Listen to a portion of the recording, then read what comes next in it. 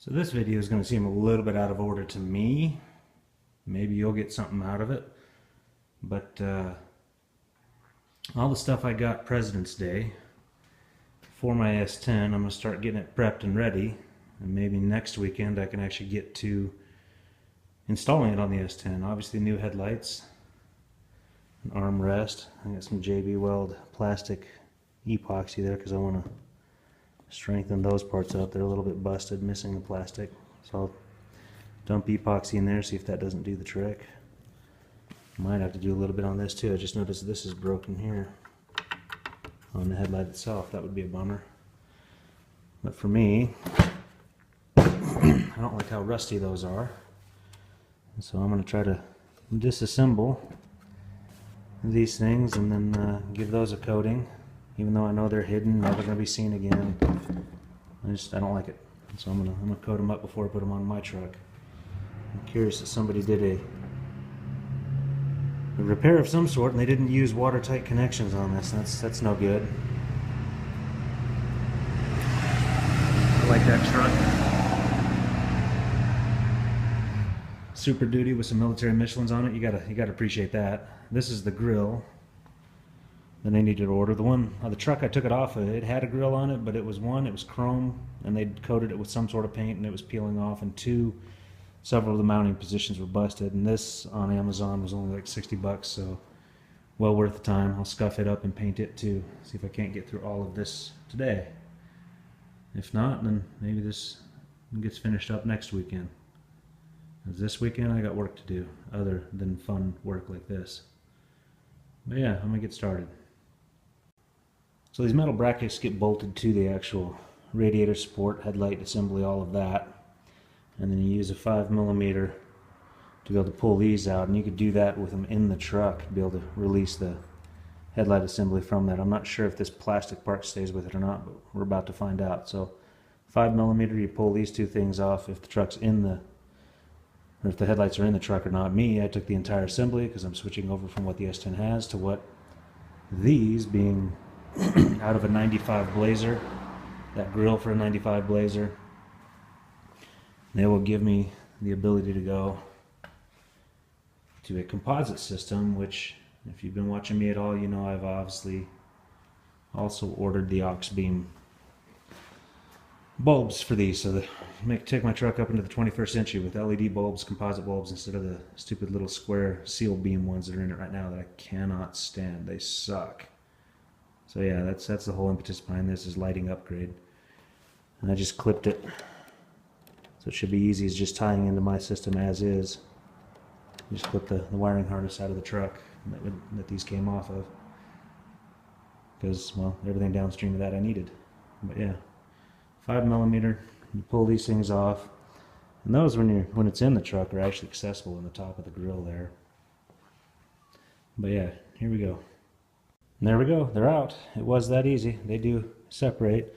Notice these things have got a lot of these little nut capture devices all over them, and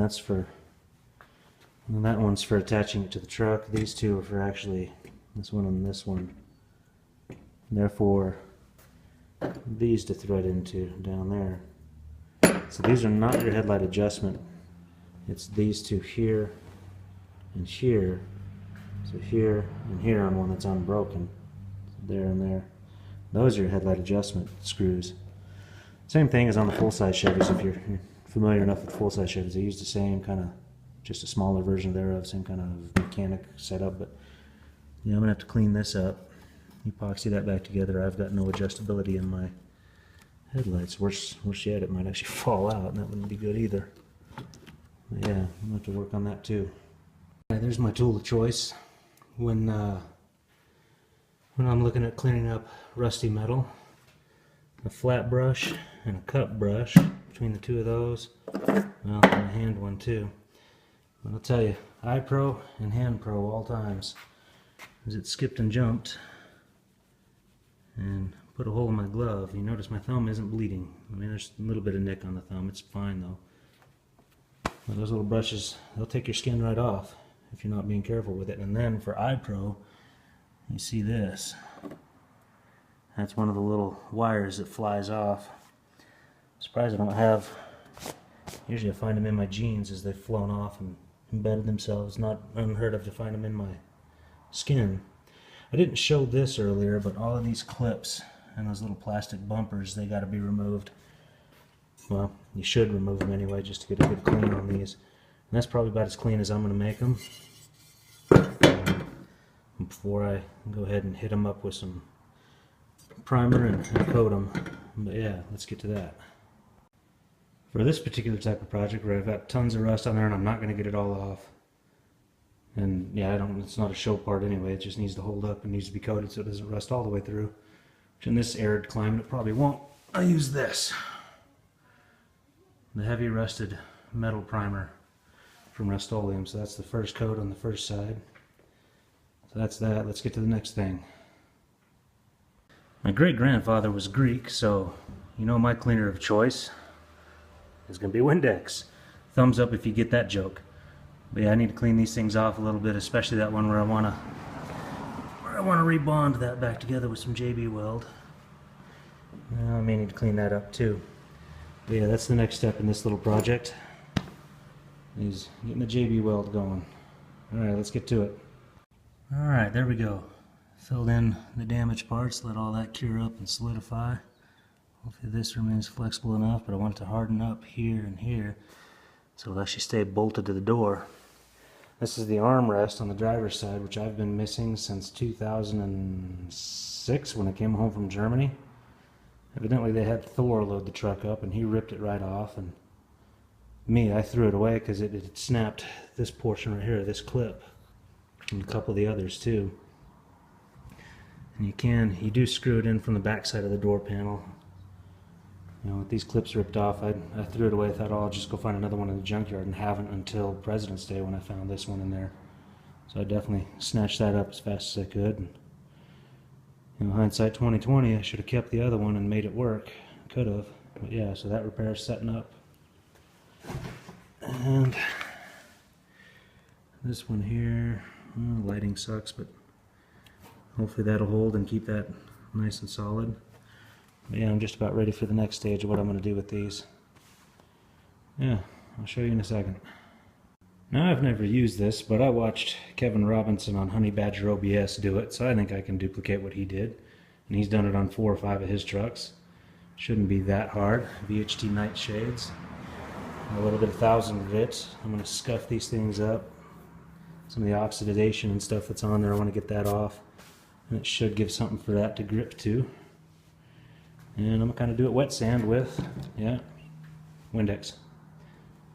But yeah, let's get that moving. Alright, so yeah, scuffed them all up, removed some of the bigger scratches. Obviously this was in a junkyard truck, and I'm going to put it on a truck that's dang near 25 years old now, being a 94 S10. But yeah, that should be good enough. There's still some major scratches in there. I don't think I'm going to worry about them. You know, scuffed them up pretty good. This one's definitely got scratches along there, but I'm hoping this magic will actually do it. But yeah, this is obviously a practice run for me before I go and do it to my wife's truck, because I'm thinking that's the way I'm going to go to permanently repair hers. Hers being a black truck, and I've already put the LED light bulbs in hers. It should be good. Oh, speaking of light bulbs, one thing I noticed, does that focus at all? What these things actually tell you. Right there, HB4, and that, can you see that HB3? The light, they tell you exactly what bulbs you need in here. And I've ordered them already. Actually, I've already got them, in fact, and that's probably next week, and I'll be putting in the grill and everything. So let's get these coated. Got another coat of rusty primer sitting on those. We'll coat those. Next thing is going to be to sand those. So I'll probably put a coat of these on, get to sanding those. Hopefully I've got enough separation between everything. I may move that grill away a little bit so I don't get any of the particles from sanding it into here. When I say sand, I'm just going to scuff. I'm going to scuff it, prime it, and then coat it with some Rust-Oleum gray. Yeah, one of my favorite colors, but that's what I'm going to end up doing. I'm not going to mess with duplicolor on this one. Keep this one clean from the get-go. But yeah, let's get to it. Alright, like Honey Badger said in his video, like Kevin did with Honey Badger OBS, light coat. There's your first light coat. Nice and light. I'll keep going with them. Wait 10-20 minutes and then coat them again and again until I get the darkness I want out of them. And that hopefully should take away a lot of that oxidation, make them look clean and clear. And with LED light bulbs in there, they should be pretty freaking awesome. I don't know that I'm going total blackout, I just want a smoked look to them. So that's what I'm going to do. I mean, if in the end the orange still shows through, I'm perfectly fine with it. I just want to clean them up and give them a little bit of a custom look to them. So yeah, we'll let this sit and we'll start scuffing that thing up. Now for this kind of work, my weapon of choice, it's just a red Scotch-Brite pad. Scuff up the plastic, try to get rid of any and all signs of shiny plastic, so I've got a good mechanical key for the primer to stick to. But this is not cool here on the crack. I don't know if that's just from me working it or whatever, but I guess I'm going to mix up some more epoxy and bond it on the backside to give it some strength. That kind of sucks, but it is only plastic. Yeah, I'll get back to it. Alright, there we go. Last bit of that JB Weld epoxy. A very liberal amount on the backside of all three sides of that piece. Hopefully that will arrest the crack, reinforce it, whatever. Hopefully it actually works. You know, I usually don't worry about these made in Taiwan parts. Maybe this is why people give them such a bad name. Either way, I'm still going to use it. No way I'm going to return it. That's too much time and hassle. I can repair this. And we'll see. We'll see what happens. Alright, there it is. A good coat of primer on it. And I am just going to do one coat of primer, let that dry sufficiently, and then go for the top coat of paint. Later in the future, you'll see why I'm not trying to get any sort of show car shine out of this or anything crazy like that. I just want to color match what's on the truck. And I thought about removing those crosshatch pieces in the grill and leaving an open grill just like the truck has now, but I don't know. I'm going to leave them, see how I like them or not. If I don't in the future, maybe I'll change it. Who knows? But these, that's after a couple of coats of them. They're starting to get pretty good. I may stop after the next coat. I think they're looking pretty wicked. But yeah, one more coat of those, I'll be done there. And I put another coat on the front side of these, back side, whichever side that is. I flipped them and coated them again, any which way. And these will be ready for their coating as soon as they've cured and dried just a little bit more. Now, if you've watched my videos or read my comments or anything like that, you can probably guess exactly what I'm about to coat these with. It's the Duplicolor bed liner. I think for a lot of all-weather areas, that is a perfect coating. For these, that'll work great. They need to be black. They're behind the headlights, out there in the weather all the time. This coating ought to seal them up pretty nicely. But yeah, let's get the first coat of that on. Alright, there we go. First coat of those. I don't know if I'm going to do anything more than one coat. 2-3 coats of primer on it like that, and then one coat of the bed liner should be fine for what these are. Just let that dry to where I can handle it. Flip it over, do the back side, and be done with them. And I'm probably ready to start reassembling. But I gotta wait till these are dry too, though. So we'll see. Alright, there it is. A coat of medium gray. Wonder if moving to this light, does it look better? Who knows? The light behind me? Yeah, maybe better. But yeah, that's about the color I want it to be. I'm gonna let this dry for a second, maybe get it another coat, just for thickness sake. But yeah, quite the spray day. I think that's about as dark as I'm going on these. That does the trick that I want it to do. Not bad for a set of junkyard lights that I probably only paid about $5 for. Everything I pulled out of the junkyard that day was $75 total. So there's these lights, that seat I put in the Suburban, the armrest. What else did I pull? That long center console. Yeah, lots of stuff that day. The curious thing about the design of these, it has a little drain tube here. So if water does get in there, it actually has a way out. Helps equalize pressure, and you look at these clips here, and there's more on the other side. You can pull these things totally apart if you want to. Curious design.